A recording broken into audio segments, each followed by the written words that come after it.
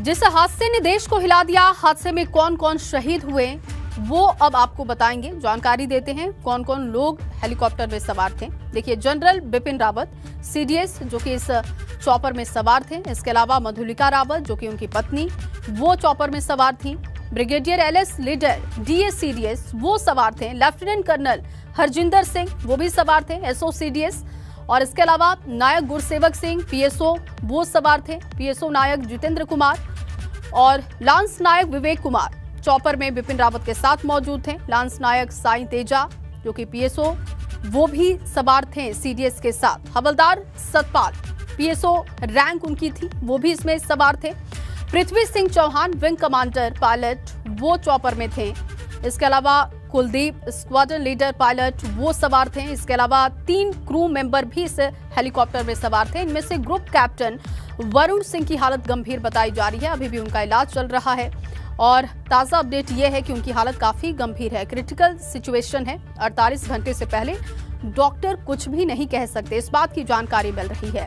तो ये तमाम वो लोग हैं जो कि चॉपर में सवार थे।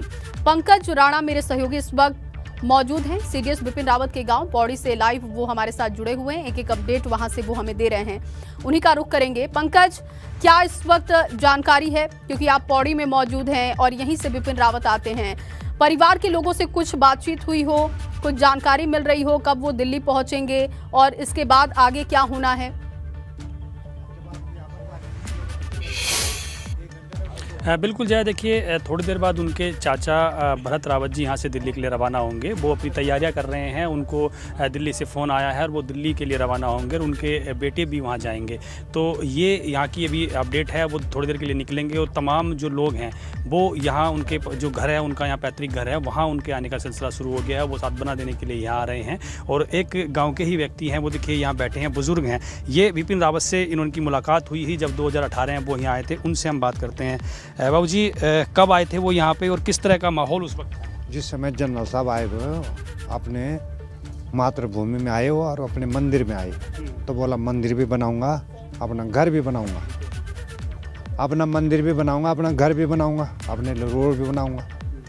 तो गांव वाले भी आए, तो उन्होंने बोला इसकी बात छेड़ेंगे गवर्नमेंट से, पर उन्होंने गवर्नमेंट से सब फायदा नहीं उठाया। बोला अपने आप ही बनाऊंगा, गवर्नमेंट के पैसे खर्च नहीं हुआ। आप गांव के एक सामान्य व्यक्ति हैं और वो देश में सबसे पक्ष पे थे, तो कैसा व्यवहार आपके प्रति होता था? कैसे वो आपसे मुलाकात करते, कैसे बातचीत? हम कैसे आते यहाँ, अपने गांव छोड़ के यहाँ रखे हमारे, अपनी खेती छोड़ के।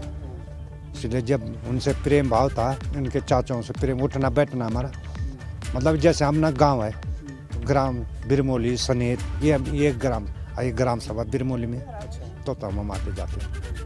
उनके माता पिता के टाइम पे भी, जब उनके पिता जनरल थे तब भी आते थे हम। बचपन के दौरान भी जब छोटे थे वो कभी यहाँ आए थे इस गांव में? आते थे वो? हाँ, अपने पापा के साथ यहाँ आए। हमने भी खाए उनके साथ फ्रूट। हमने भी खाए उनके साथ फ्रूट। छोटे थे हम, बड़े थे, हमने भी उनके साथ फ्रूट खाए।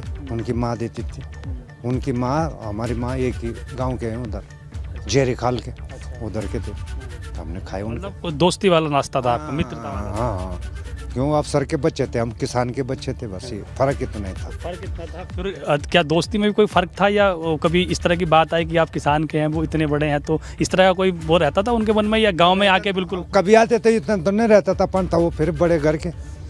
या हम भी आए अपने गाय बच्चे लेके, उनके साथ बैठे थोड़ी देर। या तो दिल्ली के रहने वाला तो रहे नहीं है बाबूजी हमारे बीच में। वो उनकी प्रेरणा, और उत्तराखंड को तो वीरों की भूमि कहा जाता है, तो उनकी प्रेरणा कितनी अब उत्तराखंड को आगे लेके जाएगी, क्या आप उनके लिए कहेंगे? अरे साहब, उत्तराखंड के आधे आदमी तो ऐसे जिनको खाने भी नहीं खाएंगे।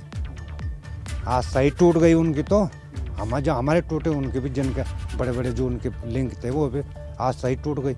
अपने परिवार का जब आदमी चले जाता है तो वो तो दोनों में अभी भी चले गए।